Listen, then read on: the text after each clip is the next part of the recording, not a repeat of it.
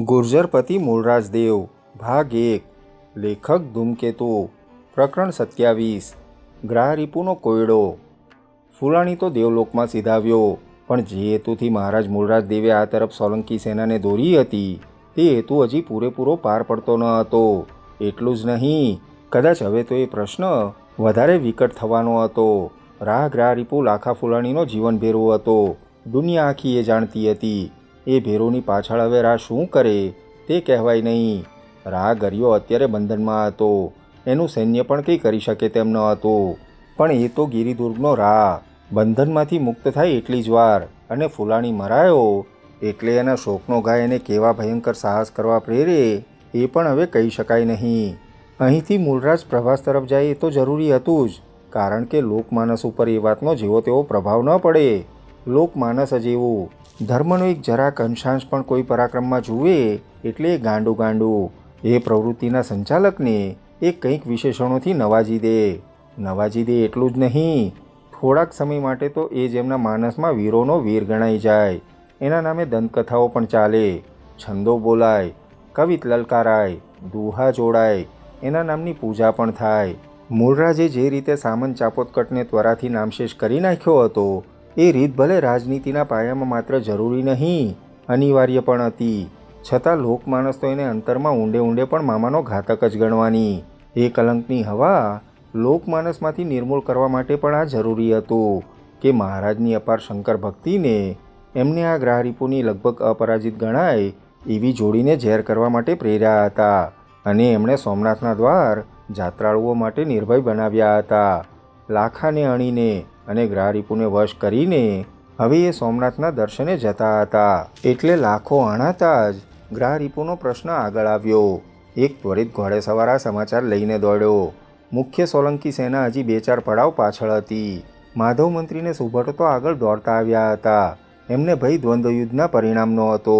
મૂળરાજની ત્વરિત ઘા કરવાની યુદ્ધનીતિથી વિજય તો મળ્યો હતો, પણ રાને વશ તો હવે કરવાનો હતો। માધવ મંત્રીએ તરત ઘોડેસવાર મોકલ્યો, ગ્રહરિપુને લઈને બધા એકદમ આવી જાય એવો પ્રબંધ કરવાનો હતો। રાહ બંધનમાંથી છટકી ન જાય માટે સાથે ચુનંદા ઘોડેસવારો, સાંઢણી સવારોને ગંગામાં પોતે પણ આવવાનો હતો। રાણી નીલી પણ સાથે આવવાની હતી। સૈન્ય બધું ભલે પાછળથી આવી ચડે। આ સમાચાર મળતા રાહને લઈને ઝડપી કૂચે ગંગામાં વગેરે આવી ગયા। ગ્રહરિપુ આવ્યો ત્યારે પહેલાં તો લાખાના મૃત્યુ સમાચારે ઘડીભરે દીઢમુખ થઈ ગયો। ઘડીભર લાખાના મરણને સાચું માની જ શક્યો નહીં। એવો દેવાંશી નરામ મરણ પામે એની કલ્પનામાં આવ્યું નહીં, પણ એને માન્યા વિના છૂટકો જ ન હતો। તે અપાર શોકમાં પડી ગયો। એનો હાથ તરત જ કમર ઉપર ગયો। જે ખંડમાં એને બોલાવીને આ સમાચાર કહ્યા એ ખંડમાં અત્યારે 3 જ જણ હતા, રાહ, મૂળરાજદેવ પોતે, માધવ મંત્રી। નીલી રાણીને માધવે પાછળના ખંડમાં રાખી હતી। નીલી રાણીની પ્રાર્થનાથી જ રાહ ઉગરી ગયો હતો।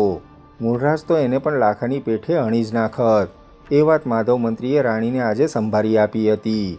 હવે રાહ ગાંડી ગયેલી વાત મૂકી દે, એ પોતે સોમનાથની પરમ ભક્તિમાં રહે તો મહારાજ એને આ તરફનો પ્રદેશપતિ રાખવાના। રાહ ન સમજે તો નીલી એને આ વાત સમજાવે, એટલા માટે નીલી રાણીને પાછળના ખંડમાં માધવ મંત્રીએ બેસાડી હતી। રાહનો પ્રશ્ન અહીં જ ઉકલી જવો જોઈએ। રાહે લાખાના મૃત્યુના સમાચાર સાંભળ્યા। એણે સાંભળ્યા અત્યંત શાંતિથી, તો પણ એના પ્રત્યાઘાત એના ચહેરા ઉપર સ્પષ્ટ અંકિત થઈ ગયેલા માધવ મંત્રીએ નિહાળ્યા। એ સમજી ગયો, રાહ બંધનમાં છે ત્યાં સુધી જ સીધો રહે તેમ છે। એક વખતે બંધન મુક્ત થાય કે થઈ રહ્યો, છેક અણહિલ પાટણથી સોમનાથ પાટણ સુધી એ આખા દેશને પોતાના સાંઢણી યુદ્ધથી ચકિત કરી નાખવાના ગાંડા તરંગોનો જ હજી જીવડો હતો। એ દેશને ધમરોળી નાખવાનો, એ રાજ્ય વ્યવસ્થાને રોળી ટોળી નાખવાનો। એમાંથી એને વાળવો હોય તો એને સોમનાથના દ્વારે જ શપથથી બંધનમાં મૂકવો જોઈએ। અહીંથી સોલંકી સૈન્ય હવે આગળ વધે એમાં જેમ પ્રતિષ્ઠા હતી તેમ હવે તો જોખમ પણ જેવું તેવું ન હતું। રાહના રણઘેલા જોધતા કોઈને કોઈ શબ્દે પાછા ઊભા થઈ જાય। મહારાજની કડક રાજનીતિની છાપથી જે બધા શાંત રહ્યા હોય। રાહનો શોક જરાક જ શમ્યો કે માધવ મંત્રીએ એને કહ્યું, તમે ગિરિદુર્ગના રાહ છો। તમારા આવા દેવાંશી ભેરોની વિદાય તમને જેટલું દુઃખ આપે છે એના કરતાં 1000 ગણું વધારે દુઃખ અમને પણ થાય છે। અમારા મહાન રાજ્ય સ્થાપનાના કામમાં તમારા જેવા સુભટોને પ્રદેશપતિઓ અમારી પડખે હોય તો આપણી આ ગુર્જર ભૂમિની પ્રતિષ્ઠા છેક કદમ ને કામરૂ દેશ સુધી ફેલાઈ જાય. અત્યારે તમને ખબર છે, તમે એકલાને નોખા ભલે બહાદુર વીર ગણાતા હો, પણ માલવામાં તમારા દેશને, તમારી આ ગુર્જર પ્રજાને, તમારા પાટણને, તમારા રાજાને કોઈ ગણતરીમાં પણ લેતું નથી. પડખે પડેલું લાટ પણ એમ જ ગણે છે. સાંભરમાં પણ તમારી એ જ આબરૂ છે. માન્યખેટ, કલ્યાણી, ચેદી, સિંધુપતિ ક્યાંય તમારી નામના નથી, તમારી ગણતરી નથી. તમને કોઈ પ્રજા જ ગણતું નથી. તમે તો દરિયો ખેડનારા વેપારી ગણાવ છો. તમારે ત્યાં વિદ્વત સભા નથી, વિદ્વાનો નથી. તમારે ત્યાં મહાન રાજ્ય સ્થપાયું નથી. આ બધું કરવાના મહારાજ મૂળરાજદેવના કોડ છે. આ બધી વાત તમને નવી નવાઈની પણ લાગે, તમને તેમાં બહુ ગતાગમ ન પડે, તો પણ જો તમને મારામાં વિશ્વાસ હોય તો મારી આ વાત માનો. તમે અમારી પડખે શોભશો. અમને તમારો સાથ મળતા ભારે હૂંફ રહેશે. એટલે અમે એક મહાન ગુર્જર રાજ સ્થાપી શકીશું. હું તમને આટલા માટે કહી રહ્યો છું. મારું માનો. બોલો, જે થવાનું હતું તે થઈ ગયું. તમે અમને મદદ કરશો કે નહીં કરો? સાચી જ વાત કહેજો. હું તમને કોણ મદદ કરવાવાળો? રાયે જવાબ વાળ્યો. ક્યાં તમારી સેના અને ક્યાં મારી થોડીક સાંઢણીઓ, એમાંય અડધી તો લૂલી પાંગળી જેવી. હું તો અહીં ફૂલાણી જેવા દેવાંશીના મરણ સમાચાર સાંભળીને હજી જીવું છું. મરી શકતો નથી. મરવું છે મારે, પણ મરી શકતો નથી. અમારું તો એવું લાંછન એ જ મહામંત્રી. અમારે મન હવે કાગડા કૂતરાના મરણ સમૂહ છે. રા મરી ગયો. હવે જેની સાથે તમે વાત કરો છો એ તો રાનું મળદું છે. ગ્રાહરીપુના દિલમાં ભારોભાર શોક હતો, ભયંકર ક્રોધ પણ હતો. એને આ ઘા વસમો પડી ગયો હતો. પોતે લાખાની પડખે મર્યો નહીં, મરી શક્યો નહીં, એનું એને દુઃખ હતું. માધવ મંત્રીએ વધારે કુનેહથી, વધારે મૃદુતાથી કામ લેવાનો નિશ્ચય કર્યો. તેણે વધારે શાંત શબ્દોમાં કહ્યું, તમે ભગવાન સોમનાથના આ તરફના રક્ષક થઈ રહો, આ તરફના દ્વારપાલ થઈ રહો. આ પ્રદેશમાં તમારા જેવા અન્નમ ખડતલ જોદ્ધા પ્રદેશપતિ હોય એમાં તમારી અમારી સૌની પ્રતિષ્ઠા છે. સોમનાથના જાત્રાળુઓ છેક કાન્યકુબ્જ, કાશ્મીર, ચેદી અને કદમ દેશમાંથી અહીં આવે છે. ગોપક પટ્ટનના કદમરાજ તો વાહણોના વાહણો લઈને દર વર્ષે આવે છે. આપણા ભગવાન એ આપણા મહાન રાજના રક્ષક દેવ છે. એ તો ભારતભરમાં પણ વિખ્યાત છે. તમે એને દ્વારે ઊભા છો. એ વાત આખા ભારત વર્ષમાં ઘડીના છઠ્ઠા ભાગમાં પહોંચી જશે.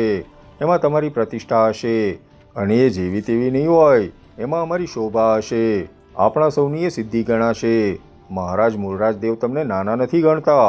તમને પરતંત્રતામાં જકડવામાં એમને રસ નથી. એમની માગણી તો આટલી જ છે, તમે અમારી પડખે રહો, અમારા થઈને રહો. આ બાજુના અન્નમ જોદ્ધા બની રહો, તો પાટણ પોતાનો વિસ્તાર દૂર દૂર સુધી લઈ જાય અને એમાં તમારો જેવો તેવો ફાળો નહીં હોય. અરે, હું મળદું શો ફાળો આપવાનો હતો? મુર્દાએ ક્યાંય ફાળો આપ્યો જાણ્યો છે તે હું ફાળો આપું? હું તો તમને બે હાથ જોડીને એક જ વાત કહું છું, મને છૂટો મૂકો એટલે હું લાખા ફૂલાણીને રસ્તે હાલી નીકળું. ફૂલાણી જાણે મને બોલાવી રહ્યો છે. એમ ન થાય રા, મૂળરાજે પ્રેમથી કહ્યું. પાટણમાં અમારી અને અહીં તમારી વંશવેલાની રિદ્ધિ સિદ્ધિ પાંગરે. એમાં કંઈ નરરત્નો ભગવાન સોમનાથ જન્માવે. રાજાની અને પ્રજાની આવી પરંપરા તો દેશને શણગારે છે. આ આપણી મનોવાંછના છે. તમારી વાતો ન્યારી છે મહારાજ, અને અમારી વાતો તો અમે જાણવાવાળા જાણીએ. ફૂલાણી દોડ્યો આવ્યો છે કચ્છ પંથકમાંથી, રાની પડખે મરવા સાટું, અને રાયે સફલા જેવું જીવતર વાલું ગણ્યું. એ વાત કોક કવિના કંઠમાંથી કોક દી વહેશે, અને અમારી એક તો શું 71 પેઢીને નીચા જોણું થઈ જશે. હવે હું રા નથી મહારાજ, રા ગરિયો તો ગયો. આ તો એનો ખાલીખમ દેહ ઊભો છે. પણ અમારે મન હજી તમે ગિરિદુર્ગના રા છો, સોમનાથના દ્વારપાલ છો, અહીંના પ્રદેશપતિ છો, અન્નમ અટંકી અડીખમ જોદ્ધા છો. અમારે તમને સોમનાથ લઈ જવા છે, અથવા કહો કે અમારે તમારી સાથે સોમનાથના દર્શને જવું છે. તમારે આવવાનું છે ને સોમનાથના દ્વારે જ આપણી મૈત્રી જળબેસલાક કરવાની છે. તમને સાથે લીધા છે એટલા માટે. પણ રાનું મન કોઈ રીતે આવા હીણા સમાધાનમાં માનતું હોય તેમ જણાયું નહીં. એને આ સમાધાનમાં આનંદ જ આવતો ન હતો.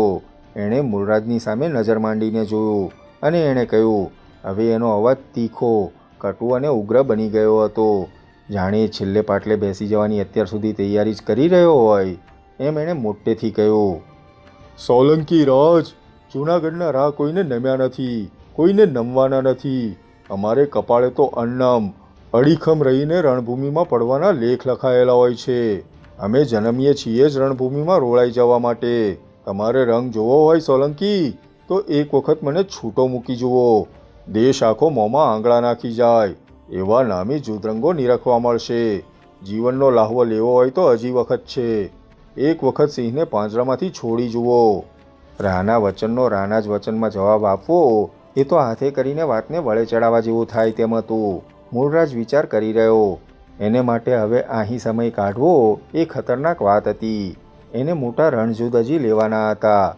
પોતાના સ્વપ્નો સિદ્ધ કરવાના હતા. રાની પાસે તો એક જ વાત હતી, મરવાની, મારવાની, રણમાં પડવાની, યુદ્ધ ચાલતા રાખવાની. એની પાસે તો કોઈ સ્વપ્ન હતું નહીં. એને બીજી વાત અસર કરે તેમ પણ ન હતી. એણે હવે એ વાતનો અંત આણવા માટે રાણીનો સાથ લેવાનો નિર્ણય કર્યો. તેણે રાને સીધો જવાબ ન વાળતા બે હાથથી એક ધીમી તાળી પાડી. રાને કંઈક આશ્ચર્ય થયું. એણે પોતાના ઉપર કંઈ નવું બંધન આવવાનું કલ્પ્યું. તે તૈયાર થઈ ગયો. પણ ત્યાં મૂળરાજે ધીમા જરાક ઉપાલમ ભરેલા અવાજે કહ્યું, રા, તમને અમે ખીલે બાંધી નહીં શકીએ. તમારી રગ જેના હાથમાં છે તે આ આવે, જુઓ. રાયે ત્વરાથી ડોકું પાછળ ફેરવીને જોયું. મહારાણી નીલી ત્યાં આવી રહી હતી.